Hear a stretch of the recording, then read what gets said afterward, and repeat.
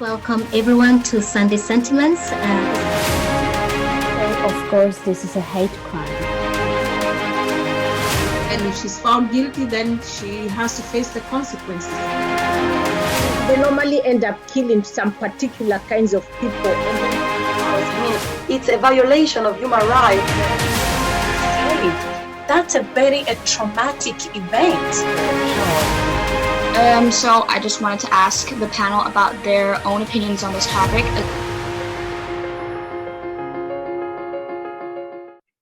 All right, welcome everyone to our first session of Sunday Sentiments after our summer break.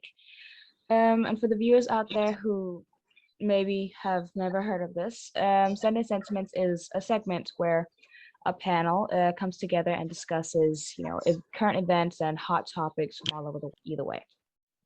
All right, so I'll just hand it over to Keshi now. Thank you, Shakira, and welcome back to our viewers. It's been a long summer break for 4 weeks. So the first topic we are going to discuss is a recap of everyone's summer. What did you do over the summer? And I'll just say I wasn't on a break because I've been working. So that's what I did over the summer.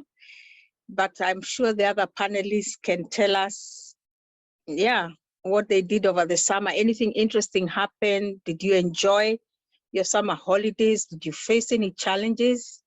So please share and thank you. Yes, Shakira? I obviously came to England after I graduated. Not forever, but just to be here for a bit. If you're saying hardships, it was kind of hard with the whole thing, planning it out because of COVID and stuff like that, and all the new rules and stuff and the regulations. And I also just graduated right after we had the last Sunday Sentiments segment. So the whole stress from exams and stuff like that just got laid off, and then now I'm much more relaxed. So I've actually had a nice time.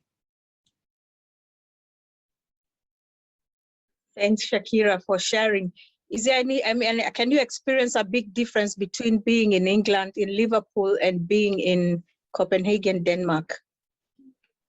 I don't really know. It feels kind of similar. The shops are of course different, the atmosphere is slightly different, but it's still Europe. It's not like I'm going to Kenya or to somewhere else in the world. So it doesn't feel like that big of a difference now. Okay, thank you for sharing. And anyone else? Jamila? Yeah, this summer wasn't as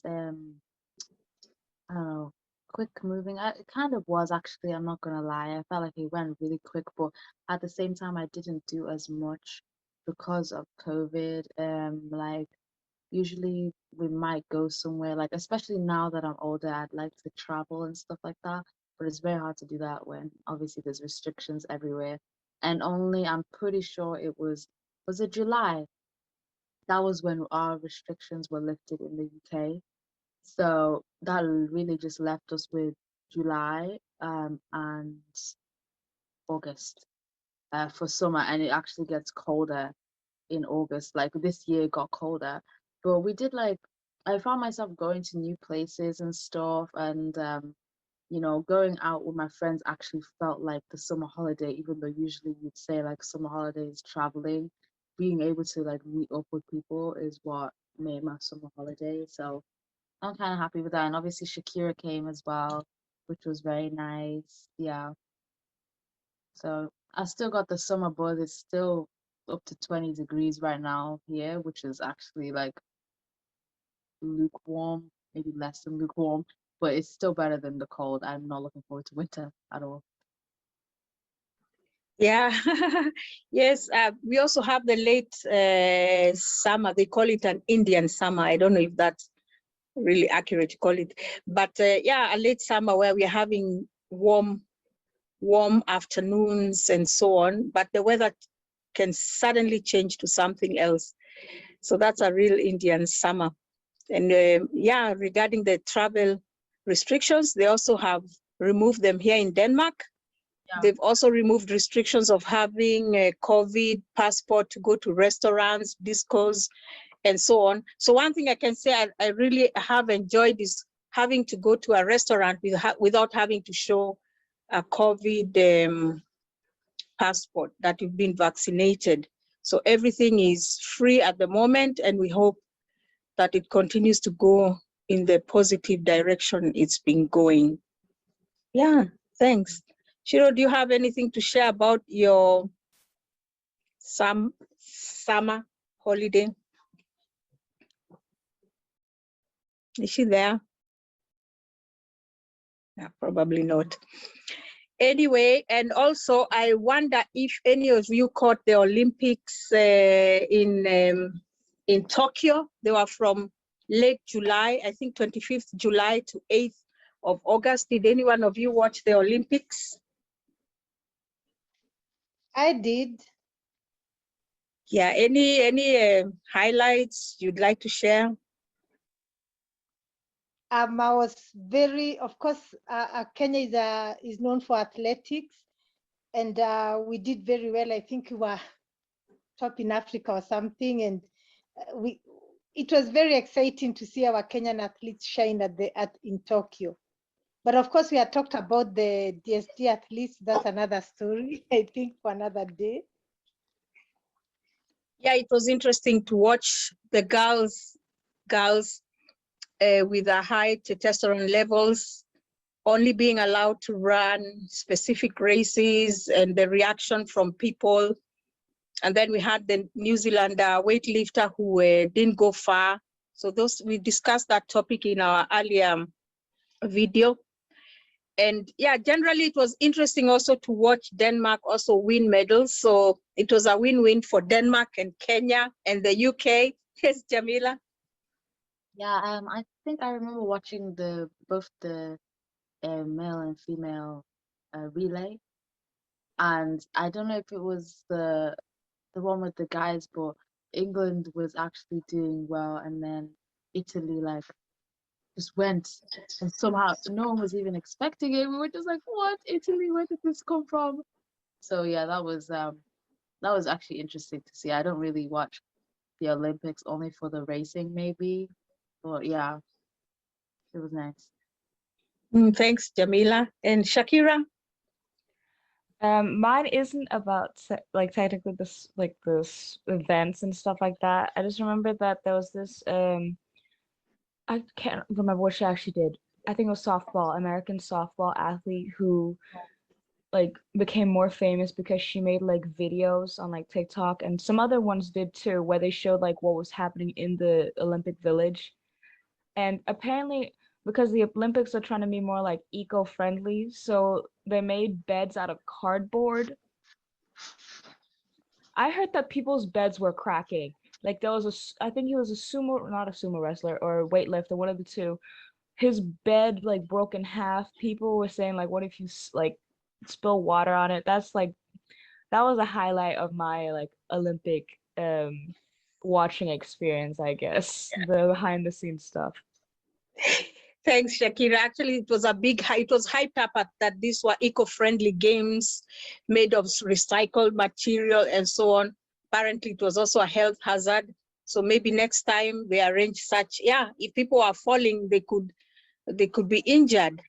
So maybe those who plan to host Olympics some other time, they can take into consideration. Yeah, you want to be eco-friendly, but how about the health and safety of the athletes? And what is a better viable solution to such a thing? Yeah, Shakira? I know we were supposed to talk about the how everyone's summers have been, but I also remember it was something to do with this Olympics things too. I remember seeing that some, at least in America, that were saying that if you don't win a medal, you don't actually make any money.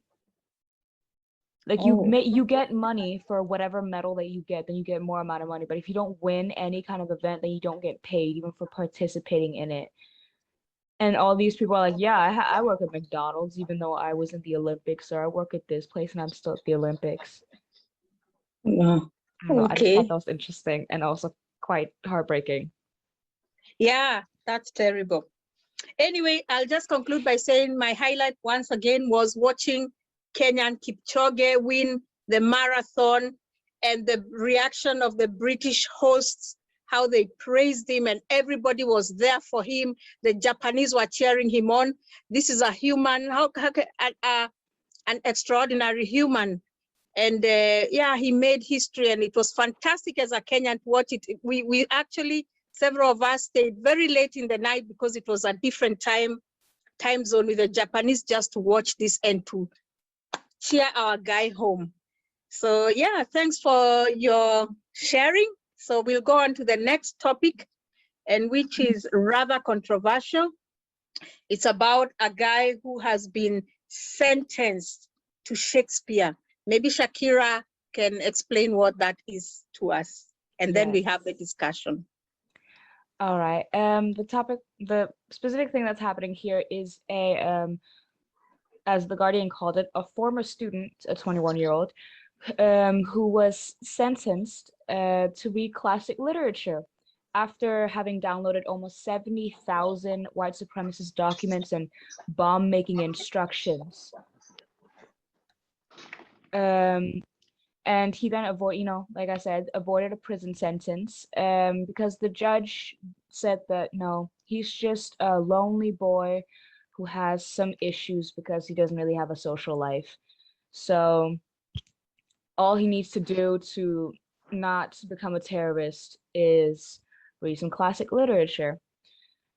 Apparently this man came into like the eyes of counterterrorism officers in 2018 when he turned 18, freshly 18, after he wrote a letter entitled Internal Fronts, claiming to be part of the Lincolnshire fascist underground, with a tirade against gay people and immigrants, which led to a much more intensive intervention by Prevent and psychiatric evaluation.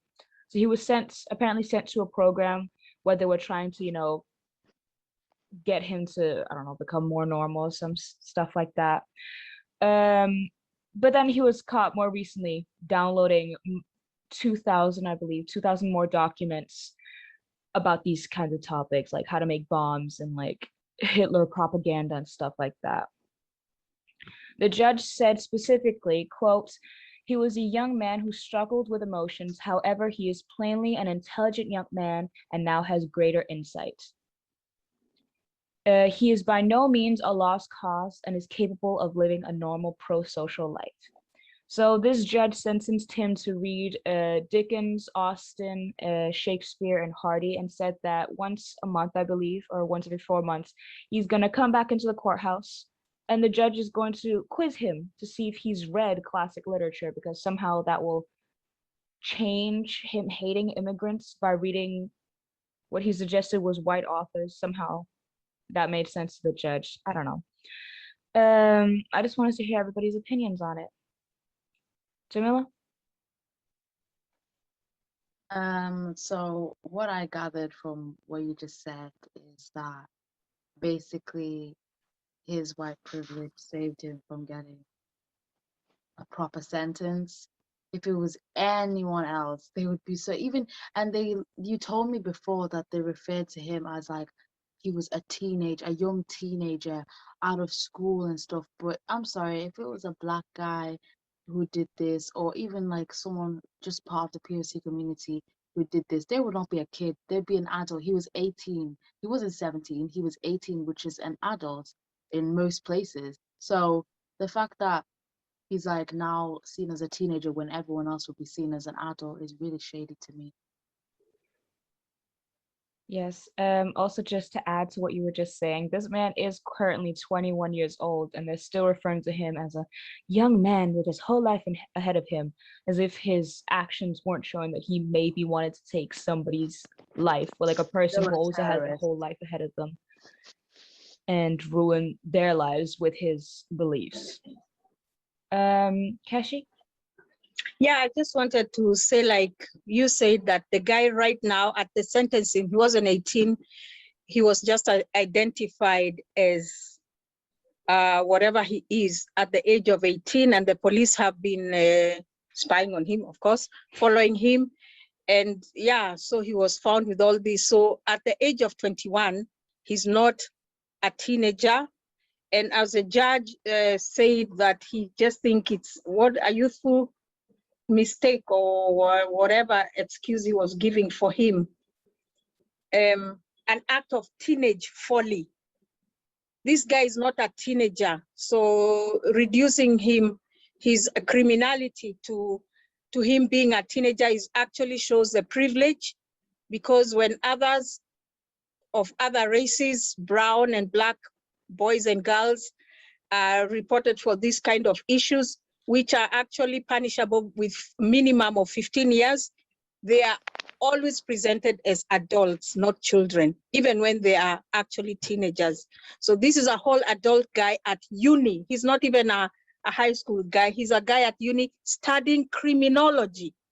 But now he was infantilized by this judge in order for him to give a lighter sentence. It just shows you institutional racism at work and play. And I know many people will say, oh, what about mental health? That's always the go-to excuse. I'm sorry, no one as a teenager is doing that. Teenage folly. And when I was like a teenager, the most I did, like, or a lot of people did, I mean, I've never snuck out, but people would sneak out, not become a terrorist and think about killing people.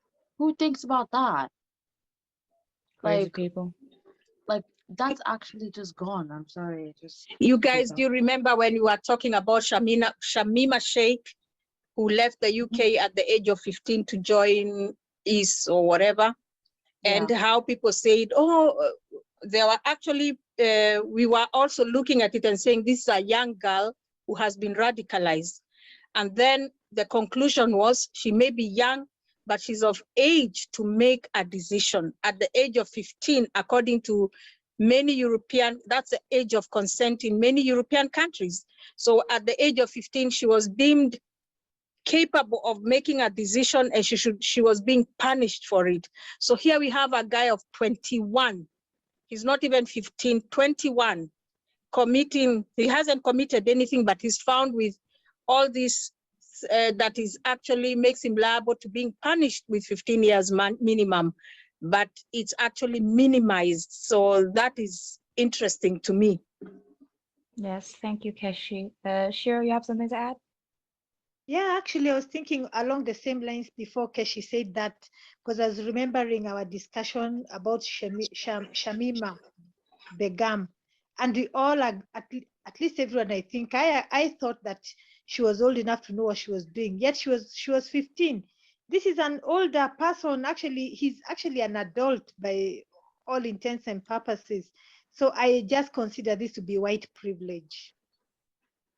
It definitely is. I feel like in many of these cases, even with the shooters and stuff like that, like I forgot his name, but there was a shooter who shot up a black church after he even said like, I almost didn't do it because they were very nice to me, but I don't like them, so I shot them anyway.